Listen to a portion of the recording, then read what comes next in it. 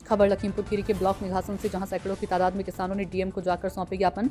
निघासन में खनन माफियाओं का ऑडियो बम बुल्लू और गौहर अली खुलेआम।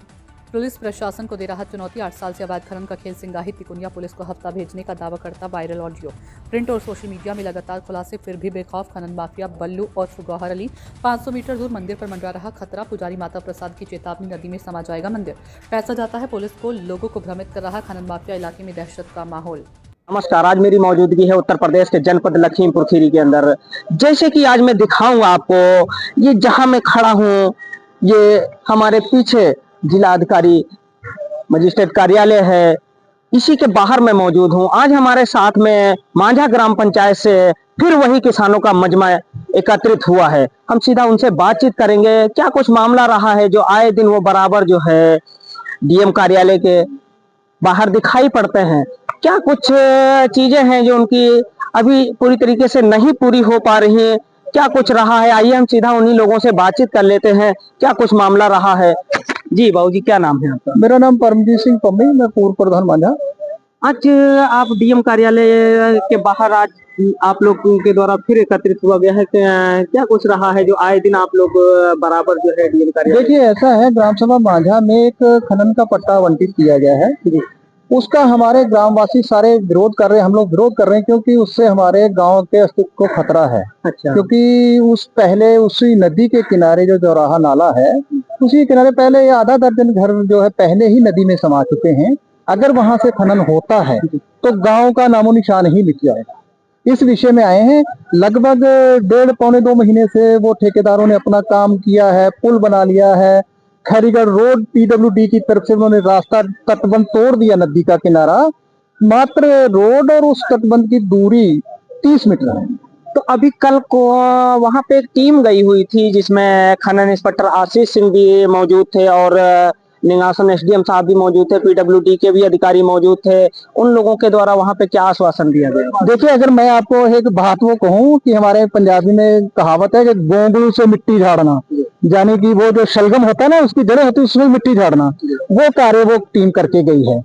एक तो हम किसानों से ये छुपाया गया कि किस टाइम वो पहुंचेंगे, कोई कॉल नहीं करेगी। शाम को 5 बजे वो पहुंचते हैं और अन्य लोगों से जो एक सूत्र हमारे थे उनसे पता चला कि आज टीम वहां पहुंचने वाली है। नहीं, जैसे कि एक वीडियो कल का वायरल हो रहा है आप लोगों के द्वारा, जिसमें पूरी टीम के साथ में अधिकारियों के बीच में आप लोगों की पूरी जितने भी सिख समुदाय के जो भी भाई वहां पे मौजूद हैं, उसमें आपका भी चेहरा दिख रहा है। देखिए, उसमें यह है कि जब आनंद फानंद पता चला तो भाग दौड़ के सब लोग वहां इकट्ठा हो गए, क्योंकि दर्द इतना ज्यादा था। वहां पहुंच गए, वो लड़के बच्चे बूढ़े सब पहुंचे। तो उनका एक कहना था कि आपको इससे दिक्कत क्या है। तो हमने दिक्कत तो आपको सर सामने नजर आ रही है, जो एक अवैध पुल बना दिया, उस पुल बनने से उस पानी की धार तेज हो गई है और खेत आपके सामने कट के नीचे उसके ढीले गिर रहे हैं। तो समस्या जो एक बहुत बड़ी है। खनन इंस्पेक्टर आशीष जो एक बार वार्ता हुई थी तो उन्होंने बताया था कि वो पुल लीगल है, उसमें क्या अनलीगल है इस तरीके तो से उसका सबूत दे देना। जब वो हमने एक आम जनता ने एक पुल लकड़ी के पटरों वाला बना रखा है, उससे बच्चे हमारे स्कूल जाते हैं, सवेरे निकलते हैं, उसको कहते हैं कि वो अनलीगल है, तो हमने कहा लीगल कर दीजिए, हम उसको खोल देते हैं। देखिए, ऐसा है, अब मुझे यहाँ तक लगता है कि खनन अधिकारी अपने ऊपर सीधे बात को इसलिए ले रहे हैं, अपने वो उसका स्वार्थ है कोई, मुझे लग रहा है। इस चीज का अगर देखा जाए तो अगर जो स्वार्थ वाली बात आपके द्वारा कही जा रही है, तो खनन इंस्पेक्टर आशीष सिंह के ऊपर अभी कुछ दिन पूर्व में सिंगाही क्षेत्र में जानलेवा हमला हुआ था। तो रात के अंधेरे में वो अगर उनके अंदर कोई डर होता या किसी भी प्रकार की चीजें होती तो रात में आखिर क्यों धावा बोला? भैया जी, मेरे ऐसा है, अब मैं सब शब्दों में कह दूं, जब किसी से हमको हिसाब किताब करना तो वो दिन में ना मिले तो रात में मिलता है, तो रात को उनके घर जाया जाता है। ठीक है ना जी। अगर उनसे घर है, मुझे तो नहीं लगता कि उनपे कोई क्या हमला हुआ है या कैसे क्या हुआ है। कोई टोटल नहीं, किसी की गिरफ्तारी नहीं हुई है, तो हम कैसे हमला उसको मान लें।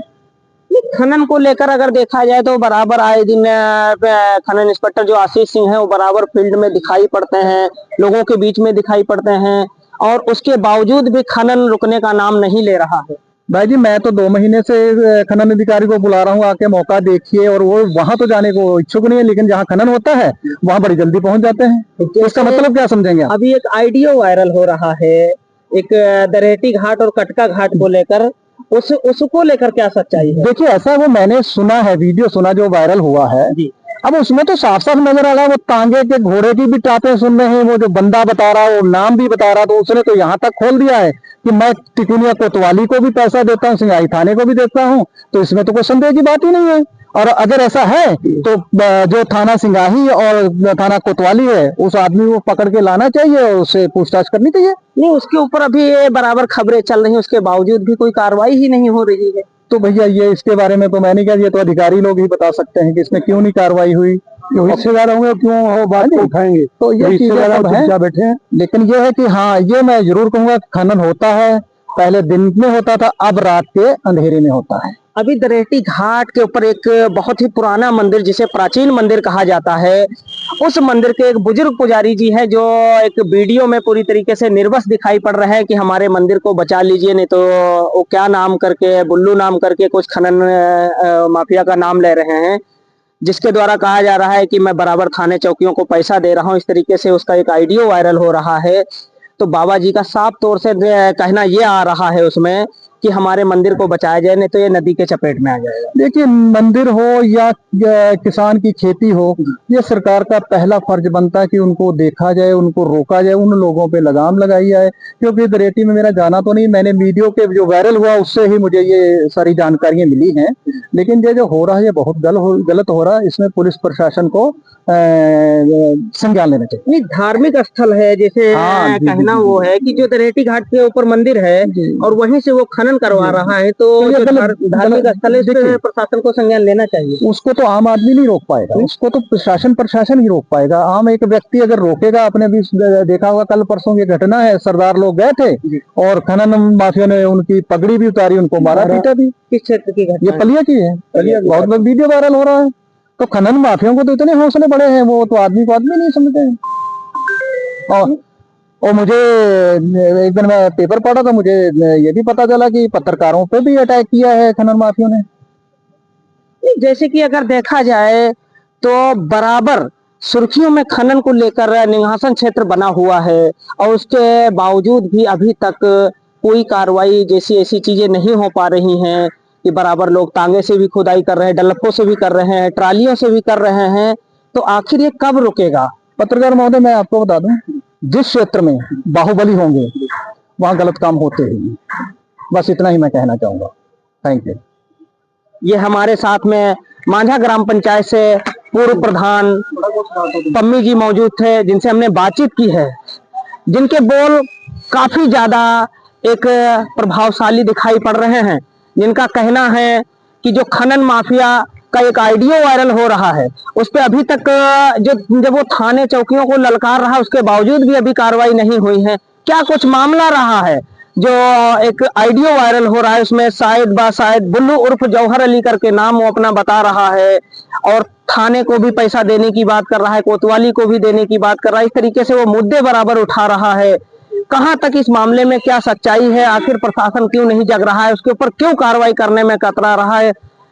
मंदिर के जो पुजारी हैं दरेटी घाट के, वो भी बहुत ज्यादा परेशान दिखाई पड़ रहे हैं कि उनके मंदिर के पड़ोस से एकदम खनन का जो एकदम कालाबाजारी वहां पे चालू है दरेटी घाट के अंदर।